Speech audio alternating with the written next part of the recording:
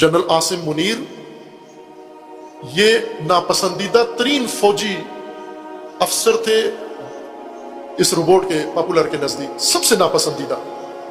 اور ناپسندیدگی کی وجہ یہ تھی کہ جب یہ شخص حکومت میں آیا 2018 میں، جنرل عاصم منیر ISI کے ڈائریکٹر جنرل تھے.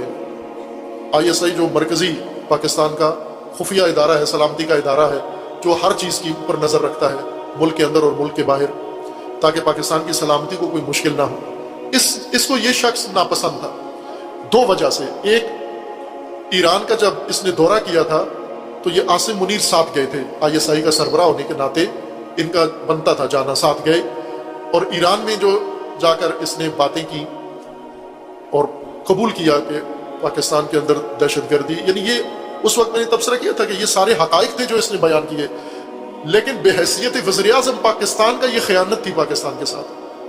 یہ بڑی خیانت تھی پاکستان کے ساتھ کہ جا کر دوسرے ملک میں بیٹھ کر وزیر اعظم یہ کہے کہ ہم دہشت گرد بناتے ہیں، دہشت گرد ہم نے بنائے ہیں، ہمارے پاس موجود ہیں، ہم دوسرے ملکوں پر ہمارے فورسز حملہ کرواتی ہیں، سب کچھ مان کے آیا.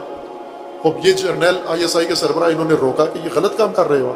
یہ نہیں بنتا کہ ایک میڈیا کے سامنے اوپن جگہ پر آ کر ایک ملک کا وزیر اعظم اپنے ملک کے خلاف یہ سب کچھ کرے. کوئی بھی نہیں کرتا. کسی ملک کے اندر اگر غلطی ہو بھی رہی ہو تو وہ باہر جا کر اس کو تسلیم نہیں کرتا کہ ملک کے لیے بڑی مشکل ہوتی ہے.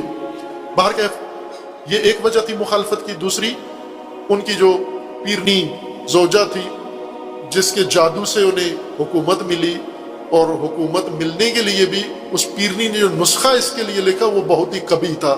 وہ یہ تھا کہ عدت میں نکاح کرو گے میرے ساتھ تو وزیر اعظم بنو گے. اور ایسا ہی ہوا. عدت کے اندر، عدت ختم ہونے سے پہلے نکاح کیا انہوں نے، یہ حرام کام، جرم کام، اور پھر وزیر اعظم بنے. اور ان کا یہی اعتقاد تھا کہ اس عورت کی وجہ سے مجھے وزارت عظمیٰ ملی ہے. چونکہ اس عورت کو بشارت ہوئی تھی، رسول اللہ نے دی تھی کہ تو اپنے شوہر سے ہٹ کے اس کے ساتھ جا اور وہ بھی عدت میں نکاح کر. تو پھر یہ بشارتیں.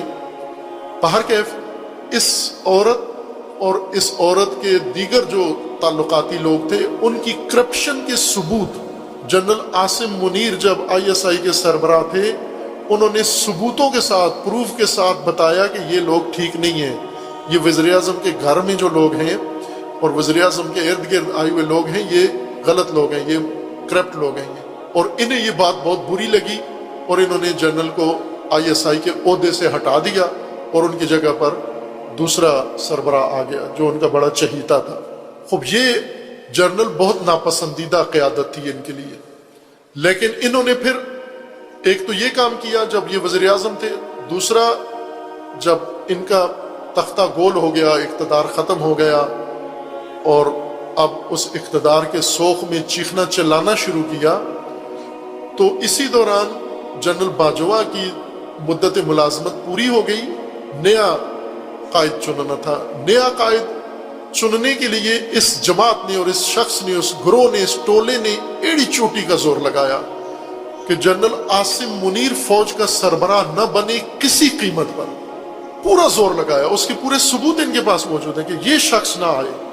انہیں پتا تھا کہ یہ شخص اگر آیا تو پھر ہمارے لیے بہت برا ہوگا. خب یہ وہ جرنیل بھی نہیں تھا جس میں کوئی کمزوری ہو جس کو یہ خرید سکے، جیسے فیض حمید تھا، جیسے قمر باجوہ، اس طرح کا بھی نہیں ہے یہ جرنیل. اس سے خوفزدہ تھے، شدید خوف تھا ان کے اندر، لرزتے تھے، کانپتے تھے. عاصم منیر نہ آئے اقتدار میں، لیکن آ گئے. عاصم منیر بالآخر جیسے تیسے تھا وہ، بلکہ ان کی مدت ملازمت اس دن ختم ہو رہی تھی جس دن ان کو قائد بنایا گیا افواج کا. اور 3 سال جب ترقی ہوتی ہے کسی فوجی کی تو 3 سال اس کی مدت ملازمت میں اضافہ ہو جاتا ہے جب اس عہدے کے لیے، چیف کے لیے. یعنی اس دن اگر یہ چیف نہ بنتے تو اسی دن انہیں وردی اتارنی تھی، فوج سے بھی رخصت. لیکن اس وقت کی جو لوگ تھے انہوں نے بالآخر جو بھی، مجھے نہیں پتا کہ اس میں سیاسیوں کا کتنا دخل تھا اور اس میں افواج کا کتنا دخل تھا. باہر کیف انہوں نے جنرل عاصم منیر کو فوج کی قیادت کے لیے چن لیا. اور اسی وقت سے ان کے مشکلات شروع ہو گئی. اسی وقت سے انہوں نے پینترے بدلے. اب اندازہ ہو گیا تھا انہوں نے کہ ہمیں نقصان ہوگا شدید۔ انہوں نے یعنی جنرل عاصم منیر کو فوج کا رہبر بننے سے نہیں روک سکے، تو اب جنرل عاصم منیر کو کردار کشی یا فوج سے نکلوانے کے لیے انہوں نے کوششیں شروع کی۔ یہ جو 9 مئی کو واقعہ ہوا، وہ اصل ماجرا پیچھے داستان یہ ہے، یہ کہانی یہ ہے